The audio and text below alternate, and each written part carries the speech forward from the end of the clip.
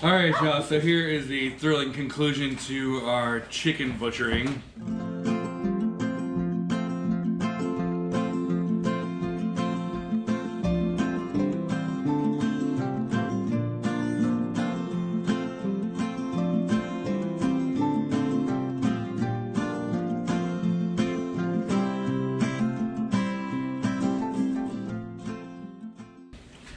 We did these ones all by hand, and because we did that, we had some issues with getting all of the feathers off. So while I personally love chicken wings, we were not able to fully feather the wings off, so we're just going to chop those up and chalk it off as a learning lesson, and hopefully on the next birds when we have our plucker, I'll be able to eat some delicious chicken wings afterwards. Out of the 3 birds, I've already did the first 2. I made chicken quarters. I cut off the breasts. They're kind of mangled a little bit, but they're tiny. They're about, I would say, about 6-ounce breasts. And the color on them is just great compared to, I mean, I've worked in restaurants for quite some time, and the color is just beautiful on them. So I'm really looking forward to frying those up and munching down on those. So because we didn't do such a good job getting the feathers off, I'm also removing all the skin. As far as the quarters are concerned, I think we might just leave these on here and like take some pluck some tweezers and just get these little tiny pieces out, like the ends of the feathers, because when you're cooking quarters in the dark meat, it's always better to leave the skin. I mean, cooking anything is better to leave the skin on, but specifically the quarters, it will keep moisture and flavor in there as we cook the chickens down. So I'm just going to quickly show you how I process this chicken and cut it down. And then right behind me here, we've got a giant crock that we're going to cook all the remaining bones and carcasses down, and we're going to make a nice chicken stock out of that. So here we go. Whenever you process chicken or any poultry, you want to work along the bone lines, because obviously trying to chop through a bone is very difficult. So you're looking for the joints, and if you can break the joint, that's even better. So then that way all you gotta do is cut through the tendon there. So made it super easy. All I did was just cut through the tendon, and you can see the joint right there. I'm gonna do the next side, and again we're gonna pull it back and just pull it until we feel the bone break. If you cut that little flap of skin, you can actually see where the joint is, so it makes it easier to know where it's going to break from. That's it. Cut that winger off. Alright, now for the skin, we're going to remove the leg, and obviously as you pull the leg away, see that like flap of skin there? Once you cut that, it kind of exposes that whole chicken quarter. You can see it goes all the way down into the thigh there. And see it again, you just remove that skin, and then you're just going to pull it back until you feel the thigh pop.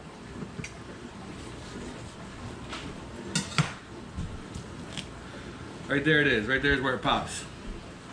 Then you just follow that in and along the carcass. And then you have a beautiful, delightful chicken quarter, as Gordon Ramsay would say. Alright, coming across the other side here, again we do the same thing, looking from the other side. You're going to cut down that skin. And then as you do, you're going to just pull it back, and as you pull it back, you're looking to hear that joint pop. Right in there.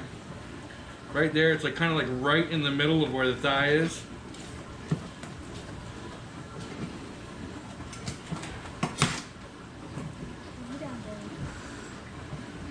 And then just go along the bone, along the carcass, as close as you can to try and get as much meat off as possible. Now that meat that's on there is very nominal. It's like less than a 1/4 inch. So what that's going to do is that's just going to add nice flavor to our stock that we make. Typically I would leave these chickens whole and leave the skin on, just because obviously the skin is going to give you so much moisture in the cooking process. But because we hand plucked, it left a lot of feathers and debris on the breasts and in the skin. So we are going to just remove the skinless, boneless breasts by cutting them off.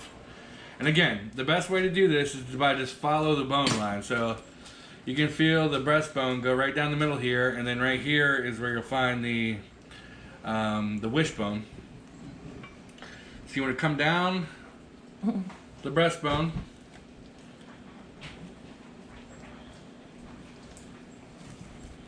You want to try and stick as close to possible on it so you don't lose any breast meat.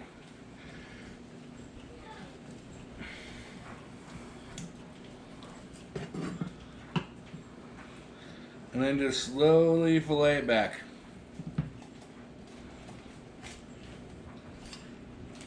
So this was our first chicken processing experience. Eric and Pap handled the execution of the birds, and then they would remove them and brought them over into the water where we scalded them so that the feathers would come off easier, and then Nana and I plucked the feathers, which was the first one was difficult. After that, it wasn't too bad. And then Eric ended up, after we got the feathers plucked, he removed all the organs from the birds, and then we placed them in an ice bath overnight. And now Eric is butchering the birds up. So Eric has done about 80% of the actual process of rendering these chickens. So Eric, what did you think about it? Be honest, your first time killing the birds and processing them for meat. So this is not the first animal I've processed. I've actually been processed deer before, and I've processed other animals. And the hardest thing for me, always, no matter what the animal is the liver. And what's crazy is I've worked in lots of restaurants where I've had to cook liver, cook cow liver, cook chicken livers, which chicken livers are just typically fried, and I think just over the years, because I've cooked so many livers and you just smell that kind of iron smell, that whenever I smell fresh liver, it just like instantly turns my stomach and it makes me like, oh, gaggy. So next time I'm just gonna think, I mean, the whole processing the bird part, I don't get squeamish about that, but it's like, I'm a real smells kind of guy. That's how I cook. It's when I like to smell herbs and smell what I'm cooking, and that's how I figure out how to flavor things and how to, you know, bring up a flavor profile. And so when I smell that liver, it smells, I mean, it doesn't smell like anything else in this world. It just smells funky. And on top of that, whenever we were processing the bird, Mama went over and threw a bunch of feathers in the fire, and the smell of burning feathers is like worse than burning hair. It's like, so like the whole smell situation was kind of getting to my stomach, and we had just eaten before we did it, so that was kind of bad too. But yeah, so other than the smells, it wasn't so bad. I feel better educated and better prepared to do it next time. So as you can see, the only thing that's left on here is there's a little tiny bit of meat up here that I missed whenever I did it along the board, but overall she's pretty clean. And I mean, there's little chunks of meat here and there, but that's gonna all go into our soup. So we're gonna throw that in there, and then I'm gonna get all this stuff in bags and freeze it up, and we'll be ready for our first homemade chicken meal. We raised these birds since day one, so I'm feeling good about the progress that we made, and the fact that this is the first time we butchered our own chickens, and I'm excited and I'm proud of us. So, go ahead, Belle. Do you think that next time, whenever you butcher the chickens, that we might want to wait a little longer so they're bigger and so we have more meat? That's actually a great question, Bella, and the reason why that wouldn't work is just because it's actually dependent on the breed. So the breed that we had here, they're just not a very heavy, not a very large breed, but whenever we decide to actually grow chickens out for meat, we're going to select probably like Cornish cross or something that has less feathers and more meat, and that's probably what we'll do. So these are just our roosters, and they were being terrible. They were attacking us. They were attacking the rest of our we didn't flock. buy these guys to be meat birds. We bought these as our original egg layers. And so our original dozen egg layers that we purchased unsexed chicks. And we just got a really unfortunate luck of the draw where we had 5 roosters out of that group. And they got very aggressive and very territorial.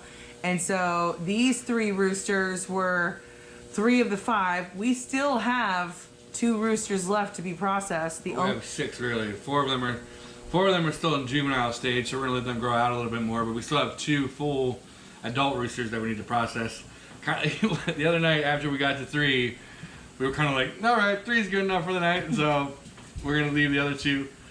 Actually, we'll probably end up leaving the other 2 until the other 4 are ready to process, and then doing them all at once. we'll do all 6 at once, and hopefully at that point in time we'll have a plucker, so I can actually get to eat the chicken wings. I will tell you most assuredly, we are gonna save to get a plucker. Because as being part of the plucking team, I can tell you that job is terrible. So yeah. So a plucker costs like $400. Highly recommend you get one of those. I've heard nothing but good things about them and their efficiency and how well they work. So we will be adding one of those to our lineup for purchase. Get yourself a plucker As soon as we possibly can afford to. Christmas present, birthday present. You just get feathers everywhere, and you cover yourself with them. Your hands get covered with them. Well, the birds are steaming wet, and so the feathers are wet, and they stick to you. And as you're trying to pluck them off, they stick to the bird, and it's kind of like a really weird, like, visual / visceral kind of feel as you're like ripping the feathers out of this animal that you have fed and cared for since it was a chick. And so I don't know, it was just a process that I did not enjoy doing after the first one. It wasn't so bad, but still not great. Oh well, I'm excited about eating our own organic grass-fed chicken. I bet it's gonna taste delicious. I'm excited about frying it up.